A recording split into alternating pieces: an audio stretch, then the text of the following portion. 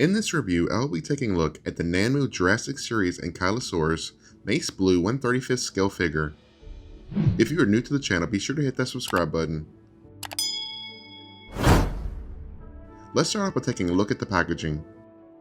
On the front is what looks to be an unpainted image of the figure inside.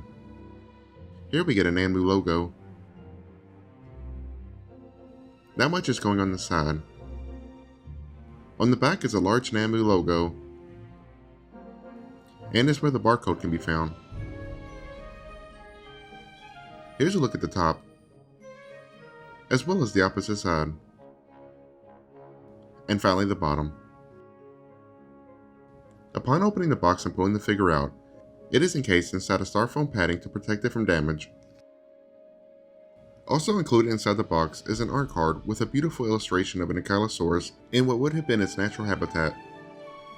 Flipping the card over, we get some hand-drawn illustrations of the dinosaur. I'm really liking this card. To remove the figure from the padding, first take the top off. The figure is also inside a plastic bag for further protection. Before we get to the Ankylosaurus, let's take a look at the included human figure. This one comes inside a sealed plastic bag.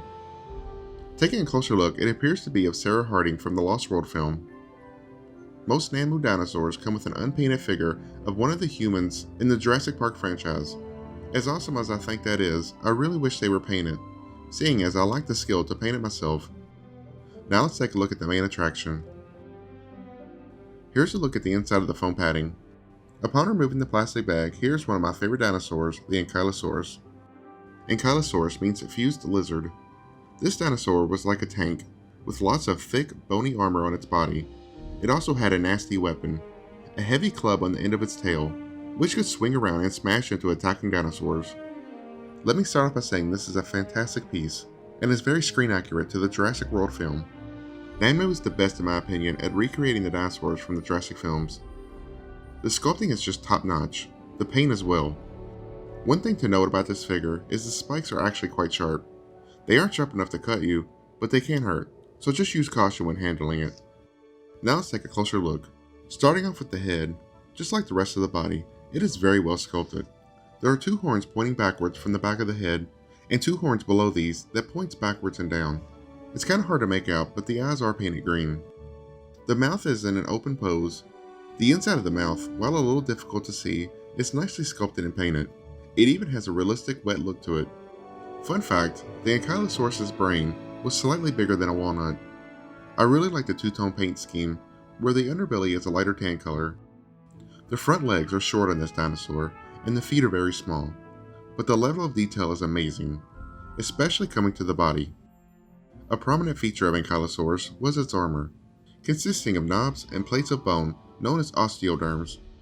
Along with the armored plating, Ankylosaurus also had a row of spikes along each side of the body. The majority of the body is a bluish gray, but there is a wash over it to bring out all the sculpted detail. The color of the spikes are nicely done as well.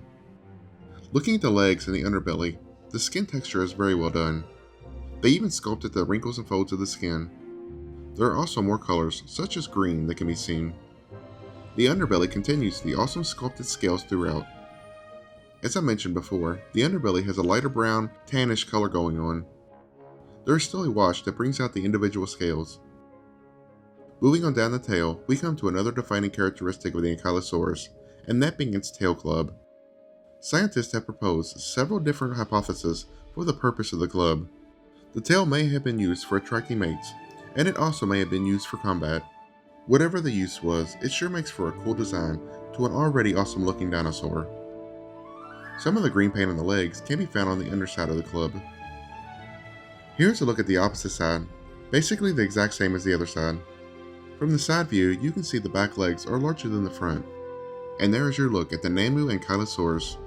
I love this piece, and this is a must-own for fans of the dinosaur or fans of the Jurassic Park films. As I mentioned, this is the best representation of the dinosaur from the films. For a comparison, here it is next to a Papo Ankylosaurus. While the stance is similar, the Nanmu one blows it out of the water in sculpt and paint. And for fun, here's a comparison with the Dino Riders Ankylosaurus. Once again, if you're new to the channel, be sure to hit the subscribe button as well as click on the notification bell so you don't miss out on any future videos. Hit that like button if you did enjoy this video, and follow me on social media. Links are in the description below. Thanks for watching.